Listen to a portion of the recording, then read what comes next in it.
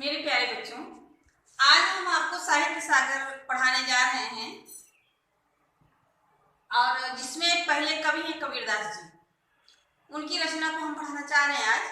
तो उनकी रचना को पढ़ने से पहले हम कबीरदास जी के बारे में जानते हैं। तो जो भी आपकी किताब में लिखा है उसको आप पढ़िएगा।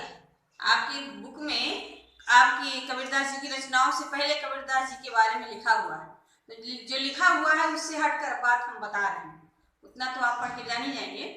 कबीरदास जी का जन्म जो है वो विधवा ब्राह्मणी के गर्भ से हुआ, ठीक है ना। विधवा ब्राह्मणी के गर्भ से हुआ था।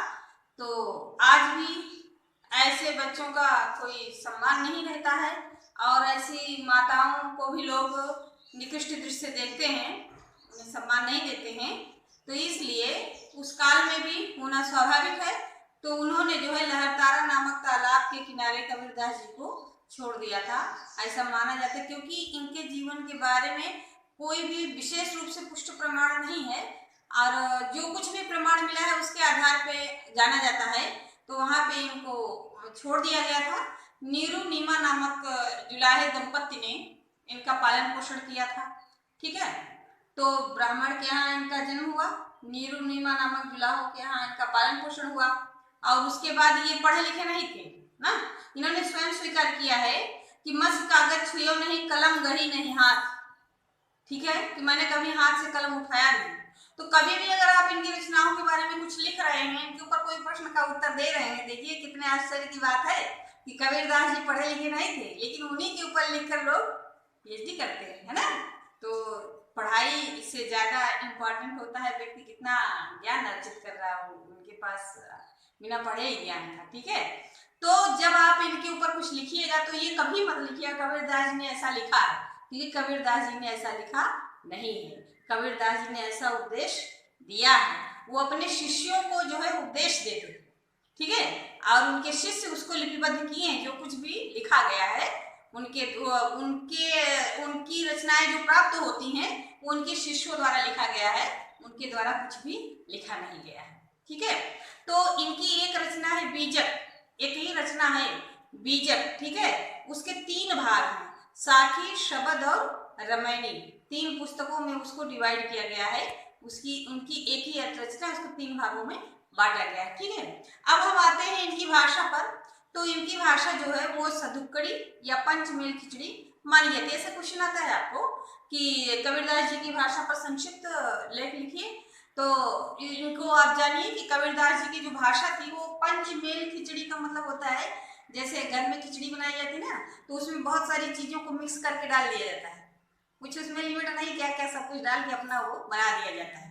तो उसी प्रकार से कबीरदास जी जो है वो संत महात्मा थे, वो जगह जगह विचरण करते रहते थे और जहां जाते थे वहां रुक जाते थे। वो पूर्ण रूप से गृहस्थ नहीं थे, गृहस्थ थे भी, है ना। तो ये अधिकतर आध्यात्म से जुड़े थे, तो इधर उधर संत महात्माओं के बीच में रहते थे। तो जिस भी क्षेत्र में जाते वहां रुकते, वहां की भाषा उनके अंदर अनायास में प्रविष्ट हो जाती है और उनकी रचनाओं में जब अपने शिष्यों को समझाते, दोहों के द्वारा बताते, तो उसमें जो है वो भाषा उसमें निकल के आ जाती। तो ये हम बता नहीं सकते किस भाषा में लिखा हुआ, ये हर भाषाओं का मेल है। उसमें राजस्थानी भी रहेगी, है ना, और जो है अवधी भाषा भी रहेगी, अन्य अन्य भाषाओं का उसमें मिश्रण रहता है, इसलिए उनकी भाषा को पंचमेल खिचड़ी कहा जाता है, ठीक है। तो इस तरीके से ये इनका जीवन है और ये माना जाता है कि कबीरदास जी ने जो है क्या किया, इनको समाज सुधारक कहा जाता है। प्रश्न आता है कबीरदास जी अध्यात्म से मतलब किसी संप्रदाय को तो जुड़े ही थे, बनाए ही थे, और साथ में इन्होंने जो है वो समाज का सुधार किया। कैसे, इस पर अपने विचार लिखिए। तो समाज सुधार किस तरीके से थे कि हर काल में हर धर्म में कुछ न कुछ दिन तक जब धर्म वो चलता है तो उसमें लोग जो है तरह तरह के आडंबर प्रवेश कर जाते हैं, क्योंकि लोग जो है वो धर्म से जुड़ी हुई जो मेन पुस्तक होती है उसको नहीं पढ़ते हैं। वो दूसरों के गुरुओं का कहना तो मानना ही चाहिए, लोगों के कहने पर उस धर्म को मानने लगते हैं, जबकि उस धर्म से जुड़ी जो किताब बनी हुई है आप उसको पढ़िए, वो किताब क्या कह रही है। तो लोग उस पर नहीं डिपेंड करते हैं, वो जो मध्यस्थ लोग होते हैं उन पर डिपेंड हो जाते हैं। तो इस तरीके से तरह तरह के आडंबर हो जाते हैं। तो उन्होंने हिंदू धर्म धर्म के आडंबरों का विरोध किया है और मुस्लिम धर्म के आडंबरों का विरोध किया है। धर्म का विरोध उन्होंने कभी नहीं किया है। ये भ्रांतियां हैं, लोग अर्थ निकालने में गलत अर्थ निकाल देते हैं।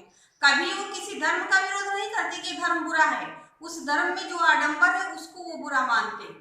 चाहे उन्होंने हिंदू धर्म का विरोध किया हो अपने दोहों के माध्यम से, चाहे उन्होंने मुस्लिम धर्म के मुस्लिम धर्म का विरोध किया हो अपनी रचनाओं के, अपने उपदेशों के माध्यम से, तो उसमें व्याप्त आडंबर जो समाज के लिए घातक हो गया था उसका विरोध उन्होंने किया है। ठीक है, तो दोनों का विरोध किया। उस काल में जो धर्म प्रचलित थे सब में जो आडंबर थे उसका विरोध करके इन्होंने एक नया धर्म बनाया। ठीक है, तो हमें बच्चों पहली बार आप जो है हिंदी साहित्य जगत में आए हुए हैं, पहला क्लास है मेरा, तो इसलिए हम थोड़ा आपको ले चलते हैं हिंदी साहित्य के इतिहास की तरफ भी।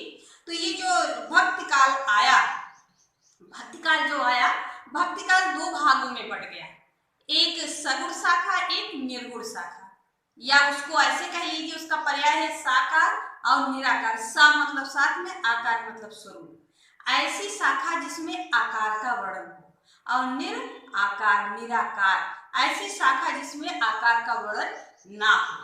तो साकार के अंतर्गत आता है कि ऐसे भगवान का वर्णन, ऐसे कवियों की रचनाएं जिसमें भगवान के स्वरूप का वर्णन हो। आप समझ गए, साकार में भी दो भाग बटे, एक जो है राम भक्ति शाखा, एक कृष्ण भक्ति शाखा। ये राम जी के भक्ति शाखा के जो प्रतिपाद्य कवि माने जाते हैं वो तुलसीदास जी हैं। तुलसीदास जैसा राम जी के विषय में लिखने वाला कोई और नहीं है।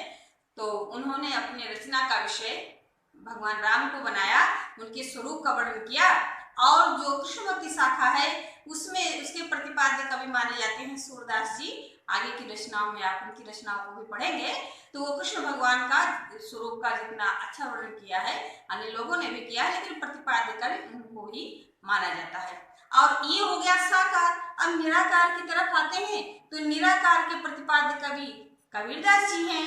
इन्होंने ईश्वर का वर्णन तो किया, लेकिन इन्होंने ईश्वर के जो है निराकार, जिसका आकार ना हो ऐसे ईश्वर का, आप इनकी रचनाओं में पढ़ेंगे राम शब्द आता है, लेकिन राम शब्द जो है वो विचित्र अर्थ रखता है इनके जीवन में। ठीक है, इनको कोई गुरु नहीं मिल रहा था, क्योंकि आप समझ गए विधवा ब्राह्मणी के गर्भ से वो सारी घटनाएं जो मैंने पहले बताई, तो कोई भी गुरु इनको एक्सेप्ट नहीं करता था इनके जीवन को देख करके। और इनको उस समय जो प्रसिद्ध गुरु रामानंद जी थे वो उनको बहुत पसंद करते थे, उन्हें अपना गुरु बनाना चाहते थे, उनकी ख्याति से प्रभावित थे, लेकिन वो स्वीकार नहीं करते थे। तो क्या हुआ, ये जानते थे कि जो रामानंद जी हैं वो डेली 4 बजे वो गंगा स्नान के लिए जाते हैं। तो जिन सीढ़ियों से वो जाते थे गंगा स्नान के लिए, कबीरदास जी एक दिन उन्हीं सीढ़ियों पर लेट गए। तो जब वो गुरुजी जा रहे हैं तो जैसे हम आपकी भी आदत है कि हम जिस रास्ते से जाते हैं उजाला दे रहे, हमारे कदम अपने आप से उस रास्ते पर चलते चले जाते हैं, जैसे उनको दिखाई देता है, पैरों को दिखाई देता है। तो ऐसे वो भी जा रहे थे। तो वो जब सीढ़ियों पर कदम रखे तो कबीरदास जी के ऊपर कदम रख दिए। जब कबीरदास जी के ऊपर कदम रख दिए तो उनके मुख से निकला राम राम, ऐसे शब्द निकल जाते ना ऑटोमेटिक, तो ऐसे शब्द निकला उनके मुख से। तो उसके बाद ये पीछे हट गए।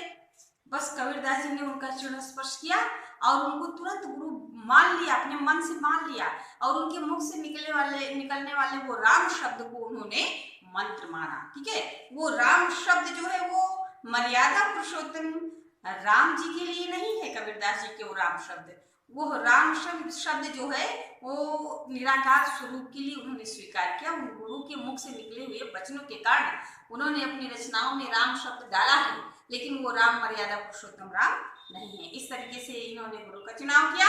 और ऐसा माना जाता है कि अंत में जो है इन्होंने अपना कबीर पंथ नाम का एक धर्म चलाया, जिसमें हिंदू मुस्लिम दोनों लोग उस धर्म को मानने वाले हैं, आज भी हैं, जो स्वीकार किए इनके धर्म को। तो जब इनका देहांत हुआ तो ऐसा लोग बताते हैं, लिखित भी मिलता है लेकिन पुष्ट प्रमाण नहीं है, लेकिन ऐसा सुनने में आता है कि इनके अंतिम संस्कार के लिए हिंदू अपने अनुसार करना चाहते थे और मुस्लिम अपने अनुसार करना चाहते थे। दोनों में लड़ाइयाँ होने लगी कि हम अपने अनुसार करेंगे, हम अपने अनुसार करेंगे। और जब वाद विवाद होने लगा, वाद विवाद खत्म हुआ, उसके बाद जो भी फैसला हुआ हो कबीरदास जी के पास जब ये लोग आए, उस लाश के पास आए, तो देखा कि कबीरदास जी की लाश की जगह पर फूल गिरा हुआ था, लाश वहां पर नहीं थी। तो उसको आधा आधा बांट लिया गया। मुस्लिम भाइयों ने अपने अनुसार किया और हिंदू भाइयों ने अपने अनुसार किया। इस तरीके से कबीरदास जी से संबंधित अनेकानेक बातें हैं जो हमको सुनने में आती हैं। इस तरीके से कबीरदास जी की महानता है, जिन्होंने समाज सुधार का बहुत बड़ा काम किया है, एक पंथ चलाया हुआ है। ठीक है, तो उनकी रचनाएं हम आप पढ़ने जा रहे हैं। वो गुरु का महत्व ज्यादा देते हैं, भगवान से भी ज्यादा। गुरु की महिमा वो श्रेष्ठ मानते हैं, भगवान से भी अधिक। ठीक है, देखिए, मैं इस लाइन का आपको बताने से पहले, व्याख्या करने से पहले, मैं आपको कुछ लाइनें वीडियो के माध्यम से दे रही हूँ जो उनकी भाषा के ऊपर है, और उनकी जो भी दोहे हैं उसका केंद्रीय भाव है, उसको आप अपने नोटबुक में लिखिएगा। इसके बाद मैं अगले वीडियो में इन दोहों का अर्थ बताऊंगी और आप अपनी एक्सरसाइज पूरा करिएगा। जो मैं वीडियो आपको दे रही हूँ उसको यदि आप लिखेंगे तो आप एक साहित्यिक तरीके से लिखने का ढंग आप में आएगा, और उस तरीके से आप अपने प्रश्नों का उत्तर लिखिएगा। अपने ध्यान रखिएगा।